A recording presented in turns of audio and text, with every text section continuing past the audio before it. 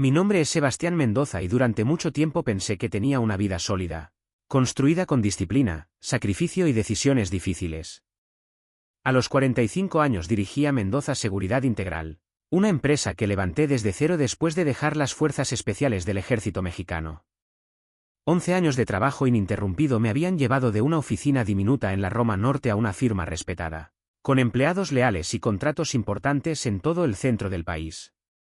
Nada de eso había sido fácil, pero siempre creí que el esfuerzo valía la pena porque, al final del día, tenía una familia esperándome en casa. Conocí a Carmen Velasco 8 años atrás, en una gala benéfica en el centro histórico. Era carismática, elegante, ambiciosa. Tenía una forma de sonreír que hacía que cualquiera se sintiera importante. Nos enamoramos rápido. 18 meses después nos casamos y se mudó conmigo a mi casa en las Lomas de Chapultepec. Cuando nacieron nuestros gemelos, Diego y Sofía, a finales de 2019, sentí que todo en mi vida había encajado por fin. Trabajo, familia, estabilidad. O eso creía. El 15 de julio de 2025, el día de mi cumpleaños número 45, empezó como cualquier otro lunes. Café negro, reportes financieros abiertos en la laptop, el murmullo de mis hijos discutiendo en la cocina por el cereal. Carmen entró a mi oficina con un sobremanila en la mano. Me dijo feliz cumpleaños, pero su voz no tenía calidez.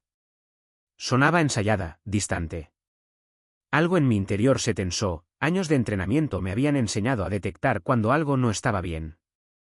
Colocó el sobre mi escritorio con un cuidado casi quirúrgico.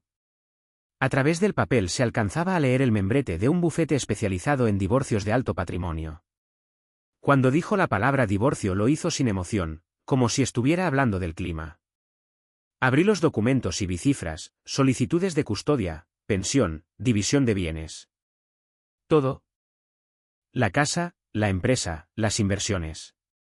8,5 millones de pesos listados como si fueran simples números en una hoja. Antes de que pudiera reaccionar, el timbre sonó. Carmen explicó que había traído testigos para la entrega. Un juez del Tribunal Superior de Justicia y un supuesto consultor financiero entraron a mi casa como si tuvieran derecho a estar ahí. El juez hablaba de legalidad y procedimientos. El consultor sonreía demasiado y tocaba a Carmen con una familiaridad que no pasó desapercibida. En ese momento entendí que nada de esto era improvisado. No grité. No discutí. Me limité a observar y a guardar cada detalle en mi memoria. Cuando se fueron, me quedé solo con los papeles en la mano y una certeza clara: me estaban subestimando. Lo que ninguno de ellos sabía era que yo llevaba meses preparado. Desde marzo había notado cambios en Carmen, horarios extraños, ropa demasiado cara para su sueldo, excusas que no encajaban. La confirmación llegó de la forma más fría posible, a través de las cámaras de seguridad que yo mismo había instalado en casa. Vi a otro hombre entrar a mi garaje y quedarse durante horas. No la confronté. Hice lo que siempre había hecho en situaciones de riesgo: reunir información.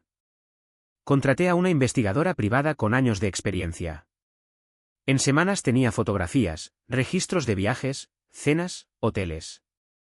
Pero lo más grave no fue la infidelidad, sino descubrir que Carmen estaba entregando información confidencial de mi empresa a ese hombre. Estados de cuenta, contratos, listas de clientes. Aquello ya no era solo una traición personal, era un ataque directo. La investigación reveló algo aún más oscuro. El consultor financiero usaba identidades falsas, tenía antecedentes por fraude y estaba siendo financiado por una empresa fantasma. El dinero llevaba a un nombre que no había escuchado en más de una década: Vicente Cárdenas, un exoficial al que yo había denunciado años atrás por tráfico de armas. Había salido de prisión recientemente y había decidido vengarse de la forma más lenta y cruel posible, usando a mi propia esposa. Mientras Carmen creía que yo estaba destruido, yo blindaba mis bienes de manera legal, reorganizaba mis finanzas y colaboraba en silencio con autoridades federales. Permití que pensaran que tenía miedo, que estaba desorientado. Incluso fingí errores, debilidad, colapso emocional. Todo era parte del plan. El punto de quiebre llegó cuando intentaron huir con mis hijos. Carmen los sacó del campamento de verano alegando una emergencia y se dirigió al aeropuerto. Cuando lo supe, Sentí un frío absoluto recorrerme el cuerpo.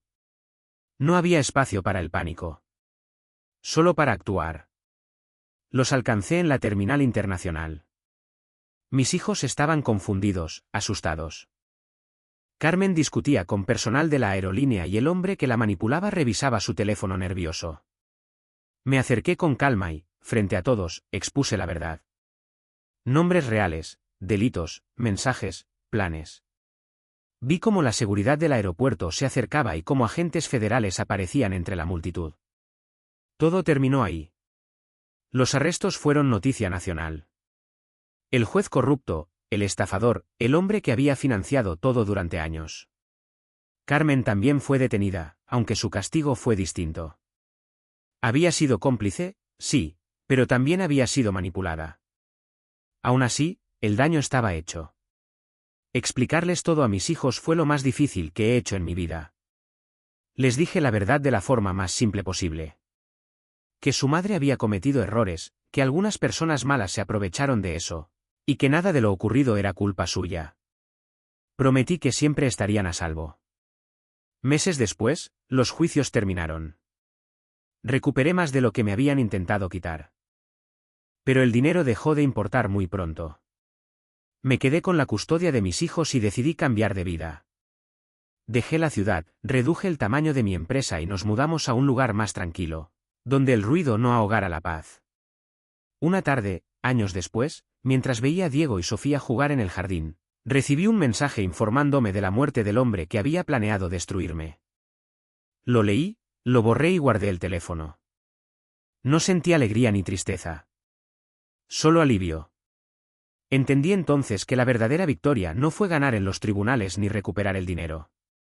Fue seguir adelante, proteger a mis hijos y construir una vida mejor a pesar de todo.